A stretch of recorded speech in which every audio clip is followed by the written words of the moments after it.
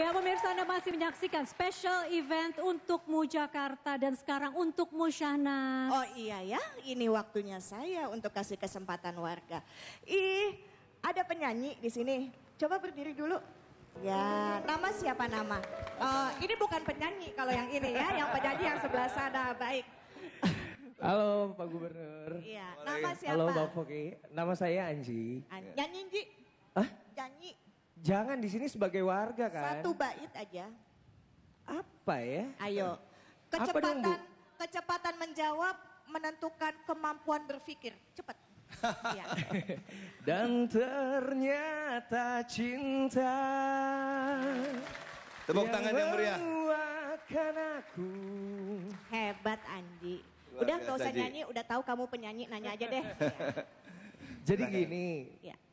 Pak Gubernur, saya kan waktu itu pernah ikut melihat banjir Kanal Timur. Yang orang-orang mungkin cuma dengar di iklan, yang cuma baca di koran gitu. Dan saya melihat ke sana dan saya melihat memang ada yang diperbuat sama Bapak di sana. Terusnya saya tuliskan di website dan ternyata saya menuai protes gitu. Tapi yang protes yang dibilang sama orang-orang adalah katanya lo nggak tahu kalau Foke itu korupsi katanya. Jadi yang mau saya tanyakan di sini. Banyak sekali berita tentang korupsi seperti dari Bansos, juga dari Pusat Pelaporan dan Analisis Transaksi Keuangan atau PPATK, yang bahkan sampai katanya 46,7% di Jakarta terjadi gitu. Dan satu lagi juga dari wakil Bapak sendiri. Sebenarnya permasalahan apa sih Pak yang ada? Baik, ya. Terima kasih Terima Mas kasih. Haji.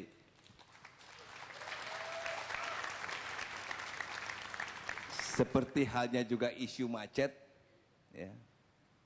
Sasarannya tentu gubernur. Isu korupsi, sasarannya juga gubernur. Yang paling gampang kan, karena gubernur cuma satu di Jakarta. Kalau sasarannya Syahnas, kan ada saingannya banyak. Dan saya berterima kasih Anda melihat permasalahan di Jakarta ini dengan kacamata yang kritis. Itu saya kira harus dimiliki oleh lebih banyak lagi orang Jakarta. Kalau kita ingin maju. Begitu juga isu korupsi. Ya. Saya, pemerintah yang saya pimpin ini terbuka untuk kritik. Tapi sejak awal, komitmen saya dan misi saya adalah untuk mewujudkan tata kelola pemerintahan yang baik atau good governance. Good governance ini bukan basa-basi. Good governance ini adalah salah satu target kita.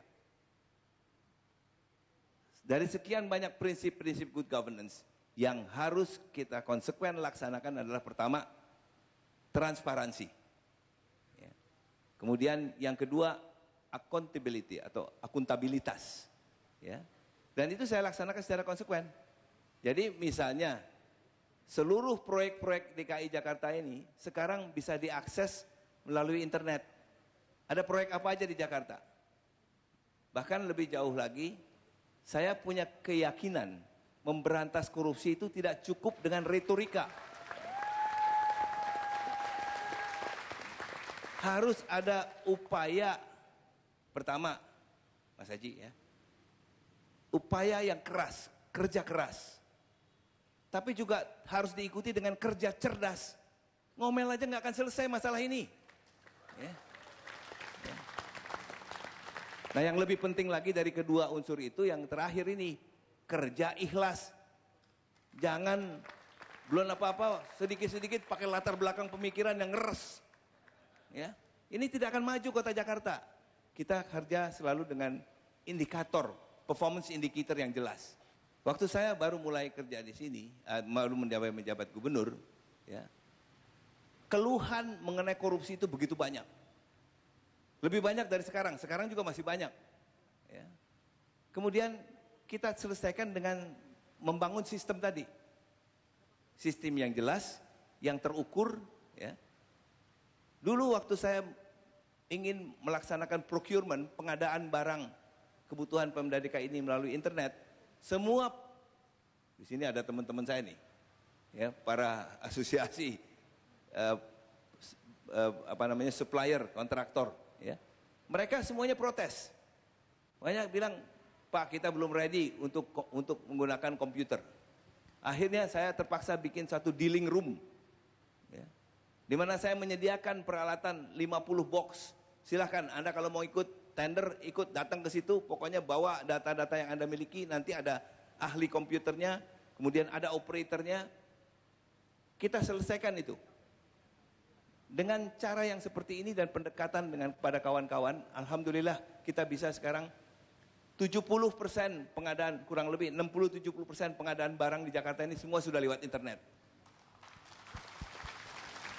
Jadi Bapak Ibu yang mau mendapatkan pekerjaan di Jakarta nggak perlu kenal gubernurnya. Tidak juga perlu kenal pimpinan proyeknya. Akses saja lewat internet, itu ada informasi yang diberikan yang kita bisa ikuti. Cuma saya ingin menambahkan sesuatu.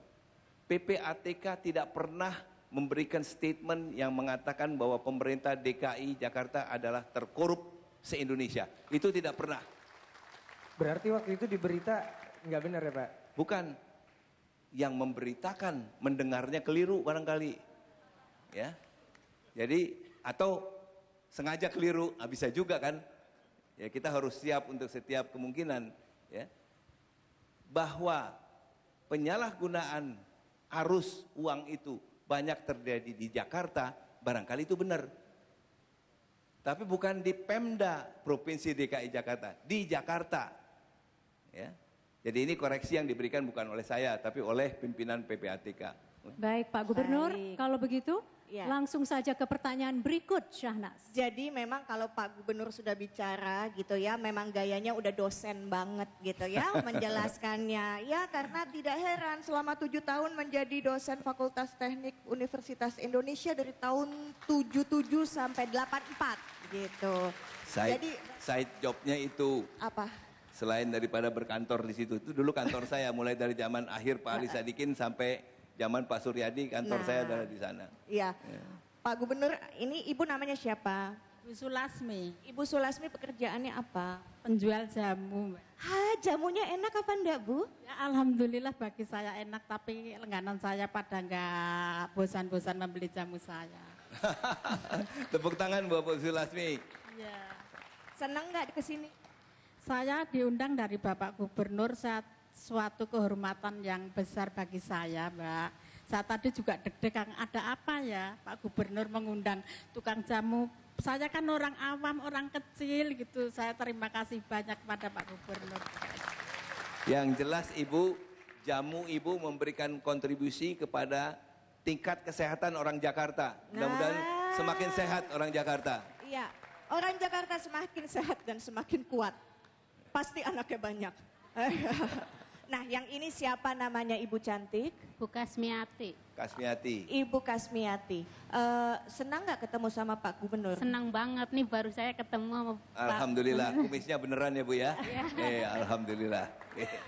Loh, kok nangis? Kenapa nangis? Karena saya sedih, punya anak sakit. Alhamdulillah saya sekarang udah sehat. Dari sakit pertama awal anak saya sakit di rumah 3 bulan. Nggak bisa ngobatin, terus di TV kan ada DKR. Saya telepon, terus langsung saya datang DKR, terus langsung dibawa ke rumah sakit Fatmawati. Nah, terus langsung dirawat di rumah sakit sampai 6 bulan. Iya. Anak saya tuh udah nggak bisa ngapa-ngapain. Anaknya yang mana? Ini yang sakit. Loh, yang ini masih hidup? Oh iya. Namanya siapa? Ade Gunawan. Ade. Gunawan. Oke. Ade sama Ibu memang mau ke sini buat bilang terima kasih sama Bapak. Iya, saya bilang terima kasih sama Pak Gubernur. Mau ke depan? Ya. Enggak, udah biar Ibu di sana, saya yang datang nanti. Monggo Bu, ya. Ya, syukur. Ibu. Ade. Ya, Mas. Mau bilang apa lagi? Saya sini mau cerita apa adanya sama Oke. Bapak. Ya. Karena anak saya udah sakit di rumah 6 bulan, udah makan tidur, nggak bisa ngapa-ngapain. Saya alhamdulillah dari DKI nolong saya, terus dibantu dari DKR selama 6 bulan di rumah sakit. Saya pengobatan gratis, total habis pengobatan 24 juta habis dari SKTM saya. Terus berobat jalan sampai 9 bulan. Saya alhamdulillah berterima kasih sama Bapak Gubernur Pak Wijibowo, sama DKI, sama DKR. Saya berterima kasih, Ya. Pak. Terima kasih Ibu informasinya. Ini luar biasa Ibu. Ya, saya tahu banyak mereka yang membutuhkan layanan kesehatan terbantu dengan jaminan pelayanan kesehatan yang kami berikan di Jakarta. Ya, soalnya saya kan janda, anak Ya. 3, nggak punya.